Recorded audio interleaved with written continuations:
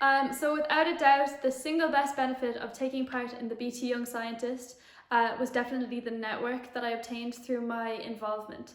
I've had access to mentors that have guided me and advised me through my career to date, and I know that they'll be there for me going forward. And not only that, but I've met incredible friends who I know I'll keep for life. It goes without saying that in today's world, the study of science and technology is more important than ever. For example, the world is waiting for a solution to the coronavirus pandemic, and it is without a doubt that science and technology will provide the answers. And not just the obvious solutions, like vaccines and treatments, but as society moves forward, we'll need to implement new measures to keep everyone safe, and science and technology will pave the road towards this. Here are my top tips for keeping busy during the coronavirus lockdown. First of all, try to establish a routine. It's far easier to get yourself out of bed in the morning if you know that you have things to do that day. And when you're looking for things to do, why not try and take up a new skill or work on an old skill that you've maybe been neglecting? There are so many resources online that can teach you how to take up new hobbies, be it music, coding, or baking. We all have a lot of time on our hands now, so we can use it to do the things that we've always wanted to do, but never had the time. And finally, if you have a day that's maybe not so productive, don't be hard on yourself.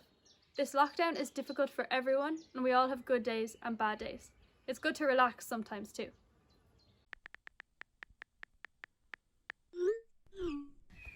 Since lockdown has started, I have tried to use the time to take up some new skills that I've always wanted but never had the time to work on. So first of all, I've started learning the programming language Swift because I've always wanted to do iOS app development. So it's slow going, but I'm getting there. I also learned how to create animated videos because I love video editing and I felt like animation was the next step. And finally, I've also kind of started to focus on old skills that I'd been neglecting for the last couple of years. One of the biggest ones is piano. I did piano when I was younger, and since going to college I haven't had the chance to play.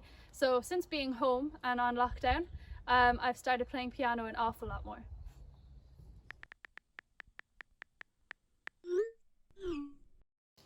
Since winning the BT Young Scientist in 2013, my life has definitely changed. Participation in the BT Young Scientist is a gateway to so many opportunities. For example, I've been able to travel the world and really have a voice in the conversation around young people in science. Also through my involvement, I met the very first winner of the Young Scientist, Dr. John Monaghan, who has become somewhat of a mentor to me and really guided me through my undergraduate experience and on to postgraduate. I really look forward to the future of my journey in science, a journey that started at the BT Young Scientist.